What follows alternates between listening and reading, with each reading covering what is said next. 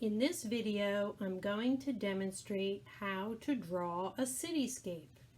You might be familiar with the term landscape. In a landscape, an artist shows an outdoor scene, and the artist includes the land and the sky, and any other objects or details they'd like to show us in the picture. A seascape is similar. In a seascape, the artist includes the water and the sky and any other objects or activity they'd like to show us. We're going to make a cityscape.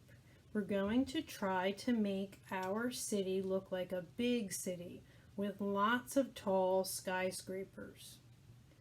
We're going to imagine that we're standing on one side of the road and looking across to all of the buildings on the opposite side. You can make all of your buildings up against each other, or you can leave a tiny space for an alleyway or a park if you choose to. To start the project, I'm going to take a piece of drawing paper, a pencil, a ruler, and an eraser. I'm going to place my ruler at the bottom of my paper horizontally across, and I'm going to draw a line for my front sidewalk. I'm going to leave a little bit of space for my road and draw another horizontal line for the other side of my road. And I'm going to draw one more horizontal line on top of that for the other sidewalk. Notice I made that sidewalk a little thinner than this sidewalk to make it look like it was a little further away. I'm going to put the tops of my buildings in next. You can either draw freehand, or you could use your ruler and draw the edges of your building with your ruler. Try to remember to change the shapes of the tops of your building. You might also want to change the heights of your building so they're not all the same.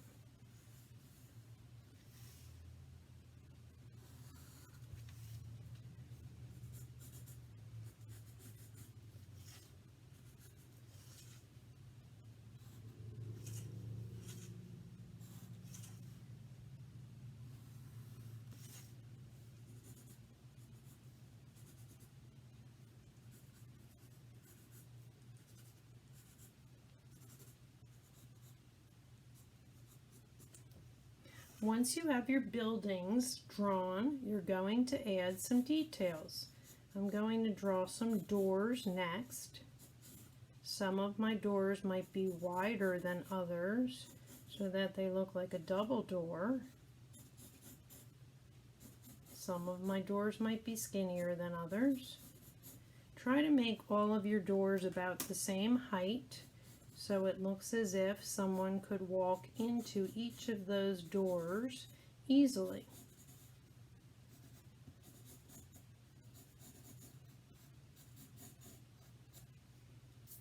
Once you have your doors established, you can draw your windows on your buildings.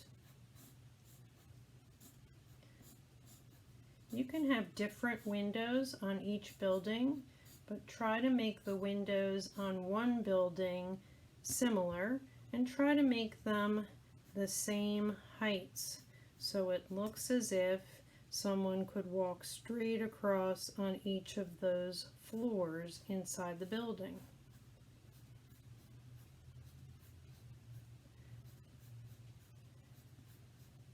You might want to also include some signs so we know what is inside the building or what the name of the business is. And don't forget to add some windows on the bottom at the street level.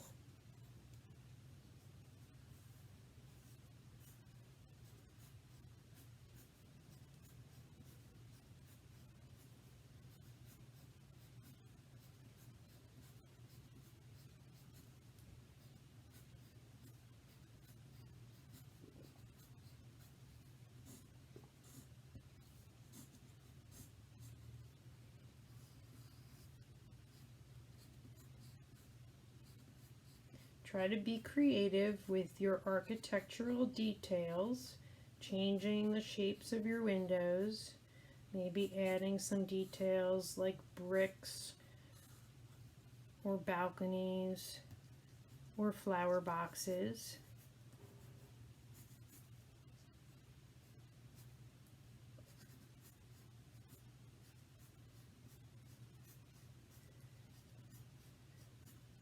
And if you draw lightly with your pencil, you can change anything you're not happy with as you go.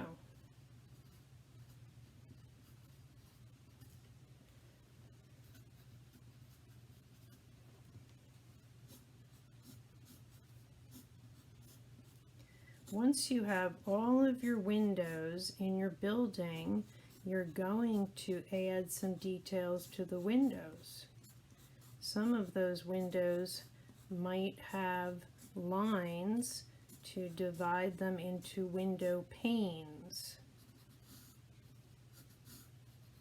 You might want to divide them vertically and horizontally to make 4 window panes.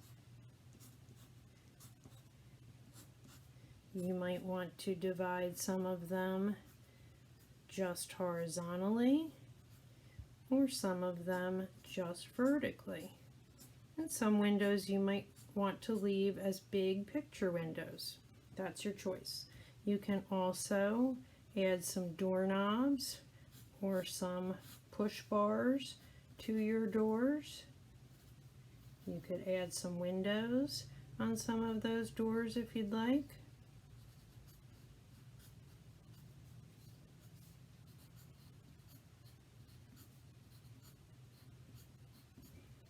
Next, I'm going to draw the sidewalk lines.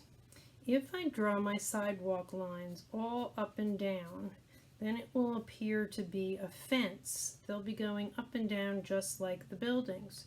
So I'm going to angle my lines. I'm going to start with a vertical line in the middle of the paper on each of my sidewalks.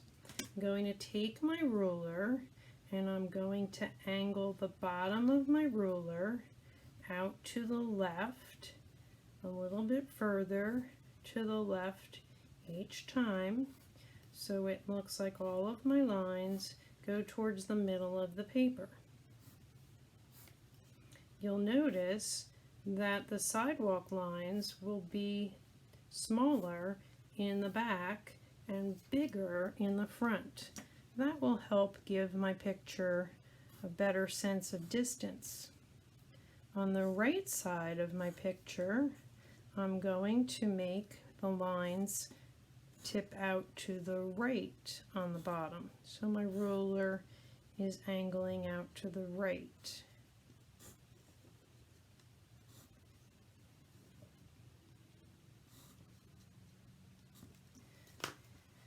Next, I need to decide if my road is going to be a one-way street or if it's going to have traffic in both directions. If you want to make your road look like traffic is moving in 2 directions, you can make a line down the middle of your road, and you can divide that line like we did our sidewalk.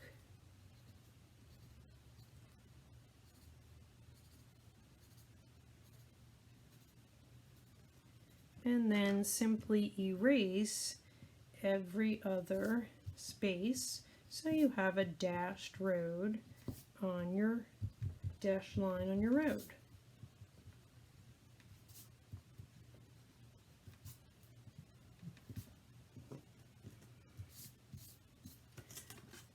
Now I'm going to draw some vehicles in my picture.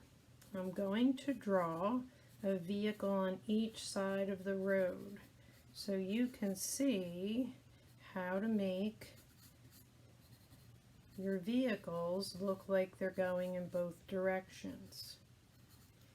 When you have a shape overlapping something you've already drawn, you can erase the lines inside.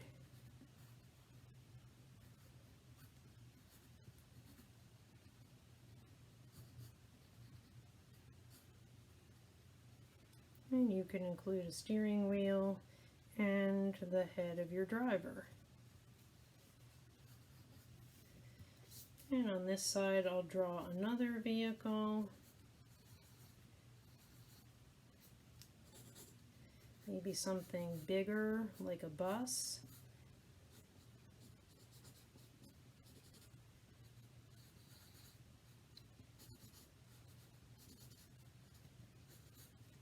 And again, I'll get rid of any lines that are overlapping on my road.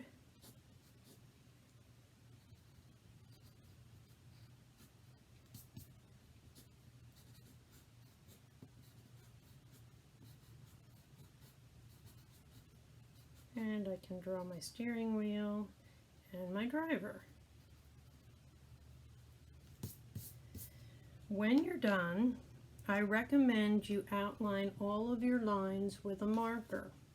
I've started to outline this one, and I've used a small, thin, permanent marker to make it easier to trace all of my shapes. It is a little bit of a time-consuming process, but if you take your time and outline everything, your finished cityscape will look so much better.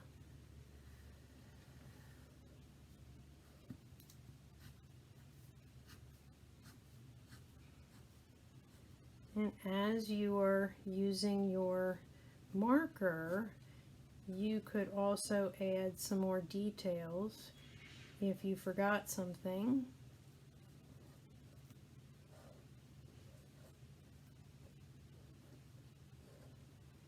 Like the panes of the window, or your balconies, or your flower boxes, whatever you'd like to include.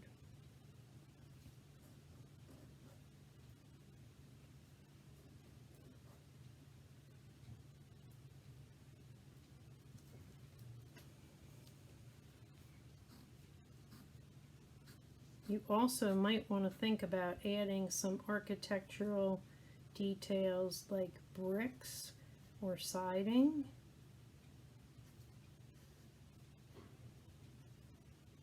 To give your buildings a little bit more variation and interest.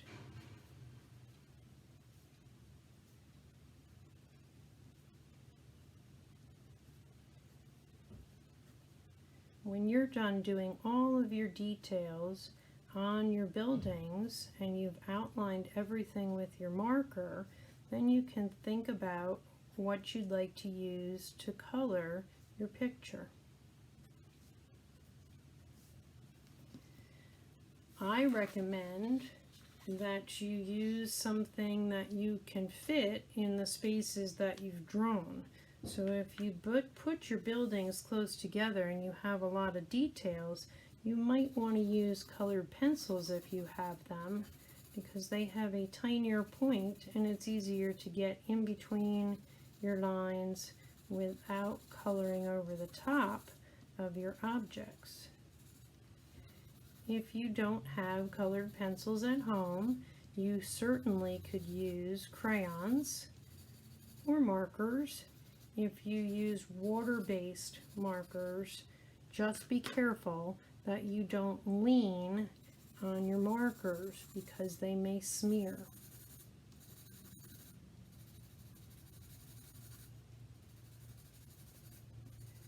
If you have colored pencils at home, but you'd like to save a little bit of time on the larger areas like the sky and the road, you certainly could switch materials and use more than one material in your picture. You could use crayons, for instance, to color your sky, or maybe your road.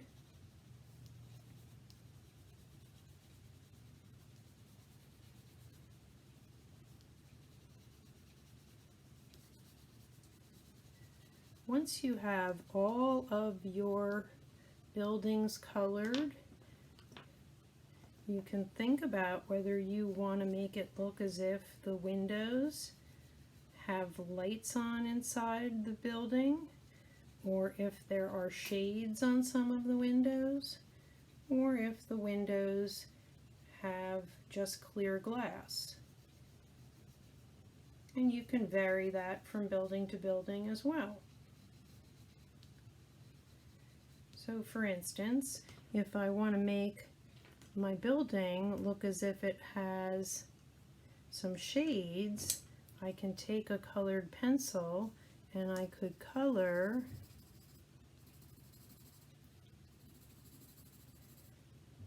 parts of my window to look like a shade.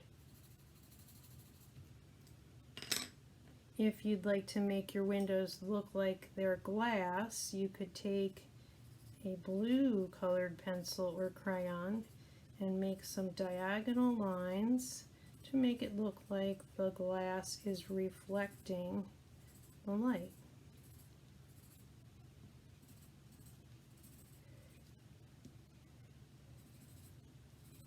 If you'd like to color in some of your windows with yellow to make it look like the light's on, you could do that as well. Or if you have a church or a synagogue in your picture with stained glass windows, you could add those with color also. Think about what kinds of details you'd like to have in your cityscape. I hope you had fun with that. I can't wait to see what you do.